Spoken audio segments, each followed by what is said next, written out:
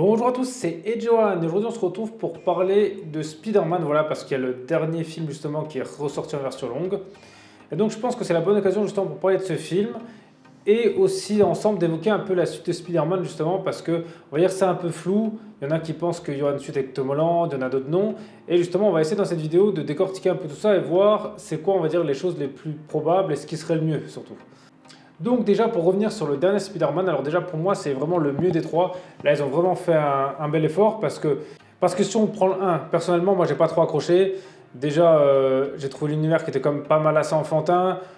Il y avait comme pas tant que ça de combat. Et puis on va dire l'ennemi, le vautour à la fin, pour moi il marque pas du tout les esprits.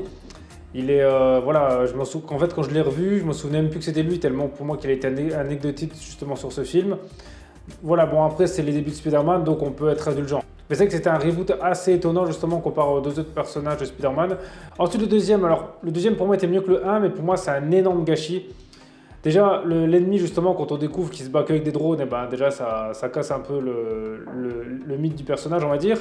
Et ensuite pour moi ce film aurait pu être énorme parce qu'en soi c'est le premier film justement après justement la fin d'Avengers Endgame avec la mort de Tony Stark.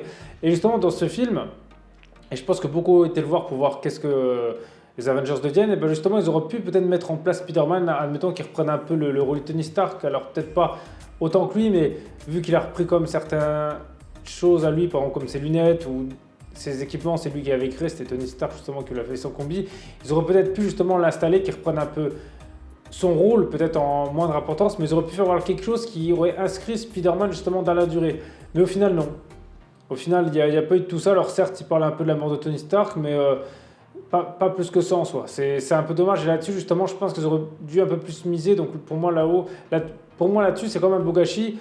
Même si en soi, le film n'est pas mauvais, les effets spéciaux sont bien.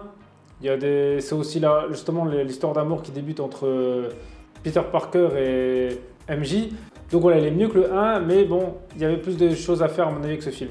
Et le 3, le 3, il est quand même pas mal. Alors même si c'est qu'il a un peu de mal à démarrer, mais il surpasse tous les autres parce que déjà il y a beaucoup plus de scènes d'action, on revoit les anciens Spider-Man, l'histoire avance vraiment, c'est-à-dire qu'il va se passer des choses, il y a des choses tristes comme justement par exemple la mort justement de la tante de Peter Parker. Voilà, c'est des scènes on va dire qui sont mémorables, donc le film là justement on peut le regarder plusieurs fois.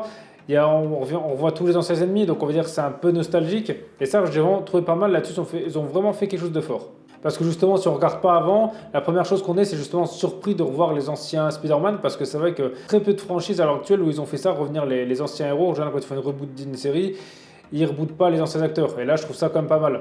Et en plus, à mon avis, je pense que ça a permis aussi, à mon avis, aux réalisateurs de voir si, par exemple, les anciens Spider-Man avaient encore de la popularité. C'est peut-être pour ça. Peut-être que justement, ils avaient l'idée peut-être de faire une suite avec un des acteurs qui était avant. Et peut-être qu'avec ça, ça leur a donné une idée, voir si on le fait ou pas. Donc pour moi, c'est vrai que c'est une idée assez ingénieuse.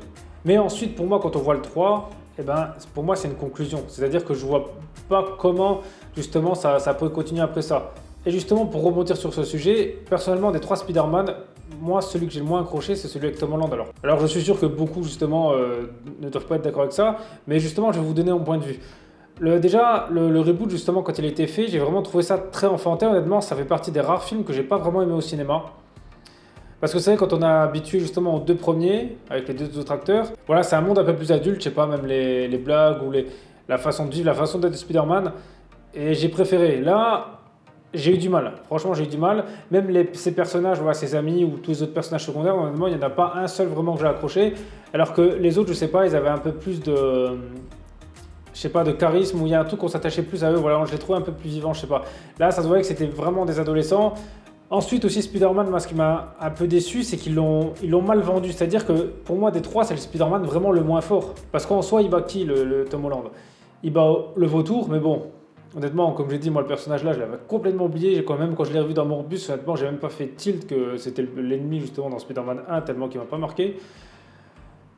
Dans le 2, il bat un mec qui a des drones, donc ça peut être n'importe qui, mais justement qui a des drones, voilà, qui peut créer des illusions avec des drones, donc c'est pas pour moi un personnage fort dans la mesure où il a aucun pouvoir et il fait rien. Et dans le 3, il maîtrise Dr Octopus, mais on va dire c'est plus grâce à sa combinaison que vraiment grâce à lui.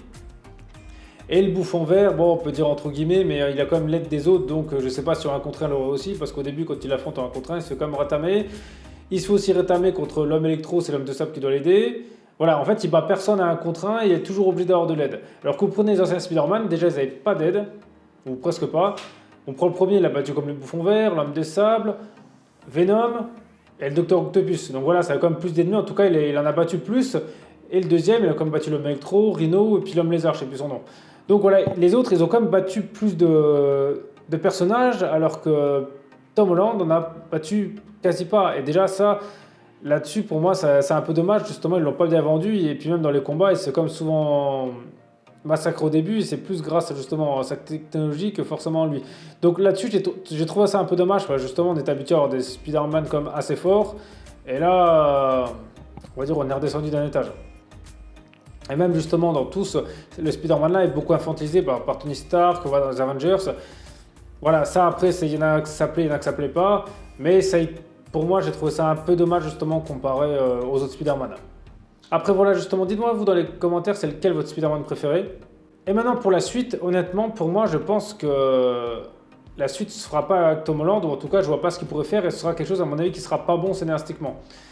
Parce que là, quand on voit la fin, eh ben, honnêtement, plus personne ne se souvient de Spider-Man. Alors ok, on va dire à la fin, il y a une sorte un semblant de rapprochement entre MJ et Peter Parker, mais voilà, ça ne veut pas forcément dire qu'ils vont se remettre ensemble.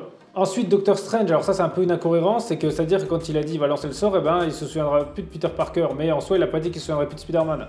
Et donc, Spider-Man fait partie des Avengers, donc ça, je sais pas comment ils vont l'expliquer, mais ça, c'est un petit truc que j'ai pas trop compris, parce que même dans le film de Doctor Strange, justement, il parle qu'il a lancé le sort là, donc en soi, il devrait se souvenir de Spider-Man. C'est comme, ça, c'est un truc que j'ai pas vraiment compris qu'est-ce qu'il veut dire par là, parce que c'est comme bizarre qu'il oublie Peter Parker, mais qu'il se souvienne de Spider-Man. En tout cas, parce que quoi qu'il arrive, il doit se souvenir qu'il s'est pas tué avec lui contre Thanos.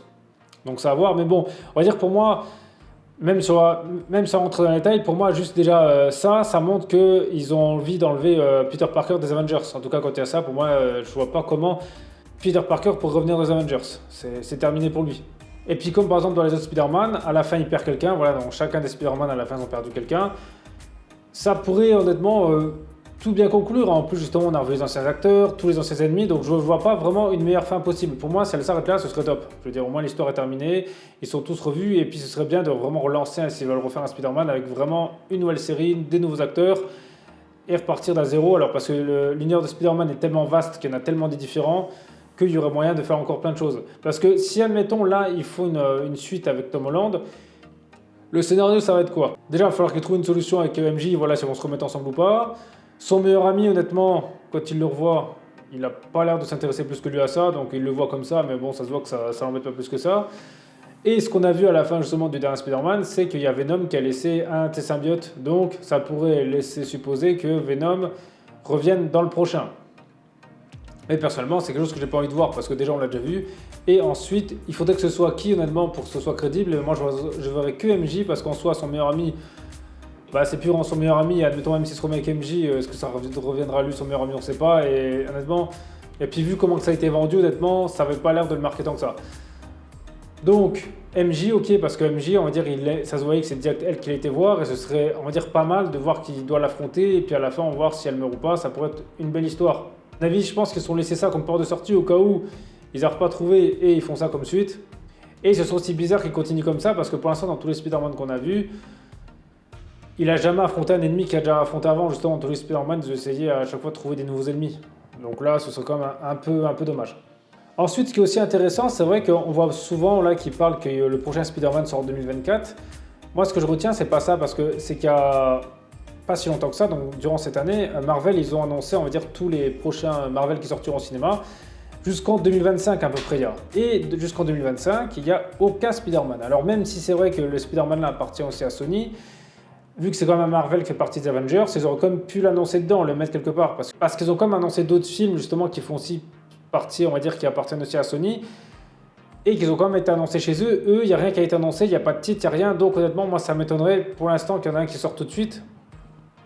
En plus, Tom Holland, il n'avait pas l'air d'être si enthousiaste de justement faire la suite. Il avait justement dit que ce serait bien de découvrir un nouveau Spider-Man, voilà, quelque chose d'innovant. Donc ce serait quand même bizarre que ce soit lui qui reprenne la suite. Comme on l'a vu, il l'a enlevé des Avengers, donc il n'y a plus besoin qu'il soit dans les prochains Avengers.